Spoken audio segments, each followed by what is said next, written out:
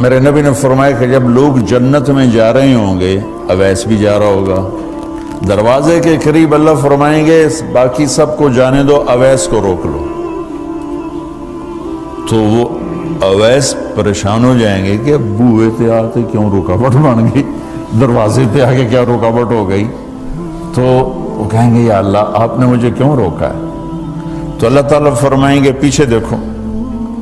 پیچھے دیکھیں گے تو جہنم کے لوگ کھڑے ہوں گے، مجرم۔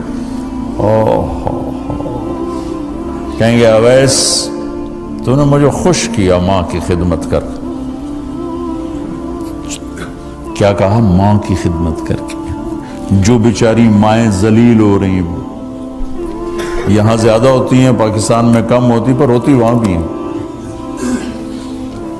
اسی سفر میں کتنی ماؤں کے اتنے پرچے آئے کہ میرا بیٹا شراب پیتا اور پھر مجھے گالیاں نکالتا۔ بھر گئے میری جیبیں پرچوں سے، کیونکہ مستورات بھی بیان میں آتی تھی، تو ہر بیان میں کوئی نہ کوئی پرچہ آیا کہ میرا بچہ مجھے گالیاں نکالتا ہے، شراب پیتا ہے، زنا کرتا ہے، پھر مجھے گالیاں نکالتا ہے۔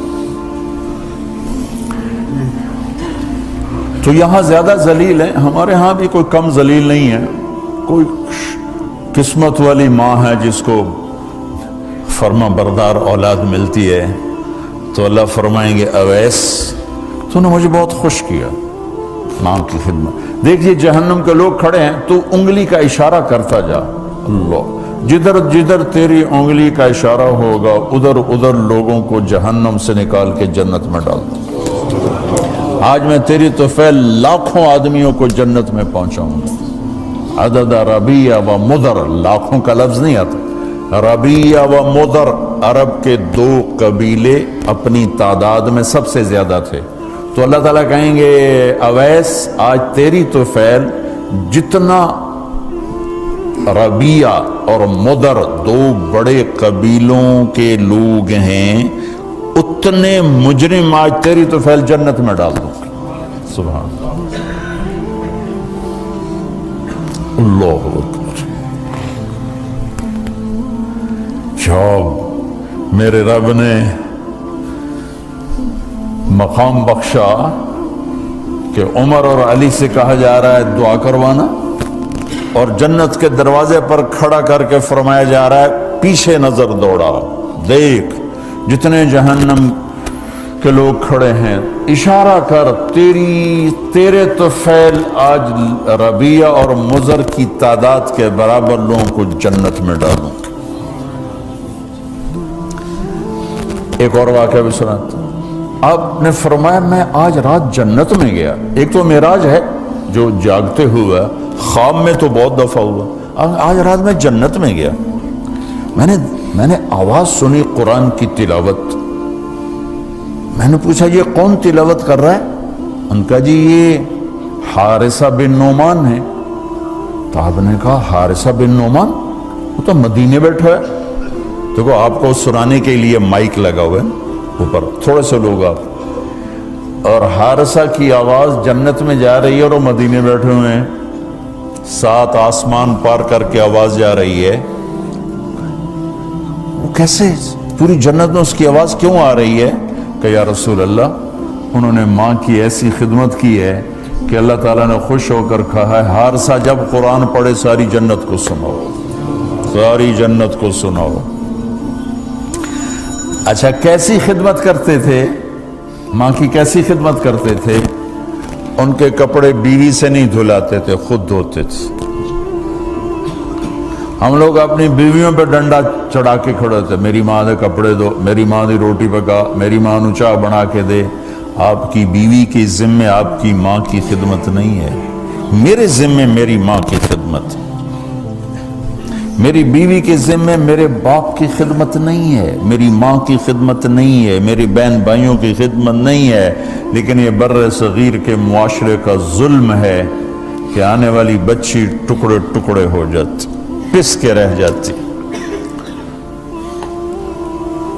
اور ایک ظلم و ستم کی چکی میں وہ قیمہ بن جاتا۔ ساس کا ظلم، سسر کا ظلم، خامد کی بہنوں کا ظلم، بھائیوں کا ظلم، تانے بولیاں، اس بیچاری نے بچے کیا پالنے ہیں، وہ تو روتے روتے زندگی گزار دیتی۔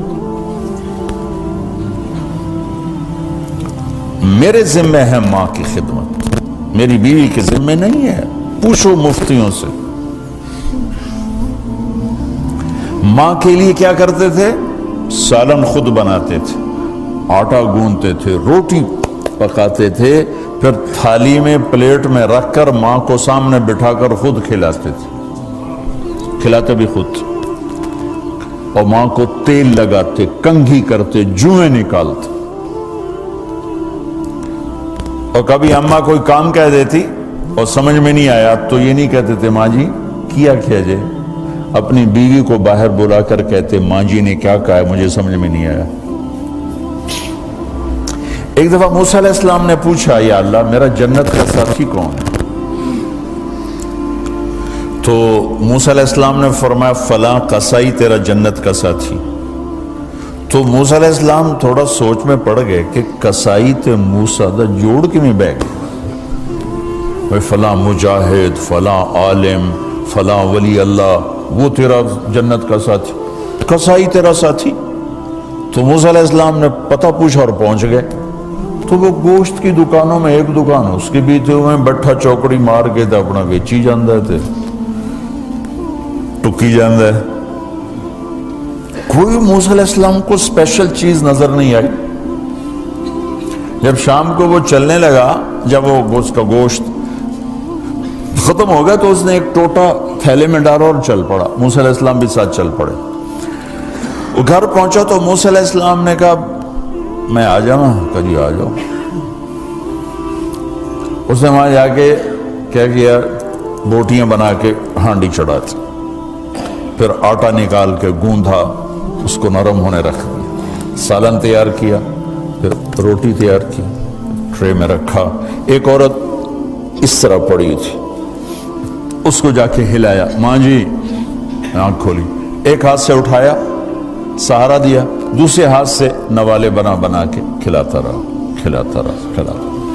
تو اس نے یوں سر ہلایا کہ مطلب میری بس، تو اس کا منہ صاف کیا اور اس کو سہارا دے کے لٹانے لگا تو کچھ بڑبڑائی۔ موسیٰ علیہ السلام ذرا فاصلے پر تھے، سن نہیں سکے کیا کہا۔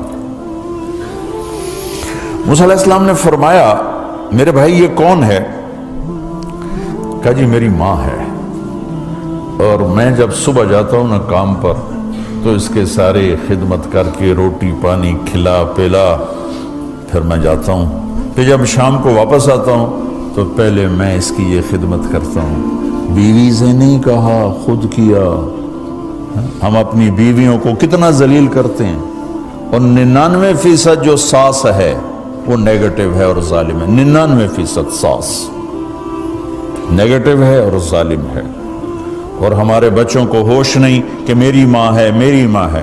ماں کی وجہ سے بیوی کو تباہ نہ کرو، اور بیوی کی وجہ سے ماں کو تباہ نہ کرو، اس میں بیلنس کرو۔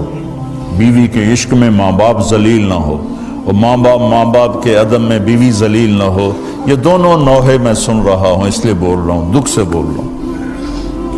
کہا جی میں شام کو پھر اس کی خدمت کرتا ہوں، اب بچوں کو بعد میں دیکھتا ہوں۔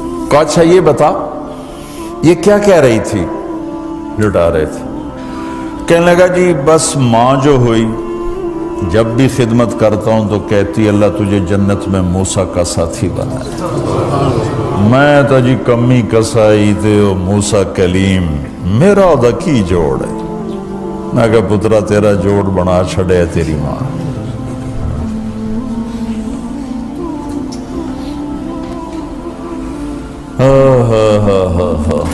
ماں باپ زندہ ہیں دعا لو، فوت ہو گئے ان کی قبروں پہ جایا کرو، وہاں بیٹھ کے قرآن پڑھا کرو۔ جو بچہ پڑھے گا وہ اتنا طاقتور ہو کے ماں باپ کو لگے گا، اگر وہ فوت ہو چکے ہیں۔ زندہ ہیں دعا لو، مر گئے ہیں ان کے لیے ان کی قبر پہ نہیں جا سکتے ہو، یہاں کی زندگی بہت تیز ہے، کبھی تو جایا کرو، کسی ویکنڈ پہ چلے جایا کرو، کسی اتوار پہ چلے جایا کرو، کسی ہفتے کو چلے جایا کرو، مہینے بعد 2 مہینے بعد، سال میں 1 دفعہ سے، کہ یہ ان کا حق ہے، ان کا حق ہے. اور ابن القیم رحمۃ اللہ علیہ نے ایک واقعہ لکھا ہے کہ عبداللہ بن مطرف رحمۃ اللہ علیہ نے خواب دیکھا کہ قبریں پھٹیں اور لوگ نکلے اور کوئی چیز ایسے اٹھا رہے ہیں، ایسے اٹھا رہے ہیں، ایسے اٹھا رہے ہیں. ایک آدمی نکلا اور جا کر ایک درخت سے ٹیک لگا کے بیٹھ گیا.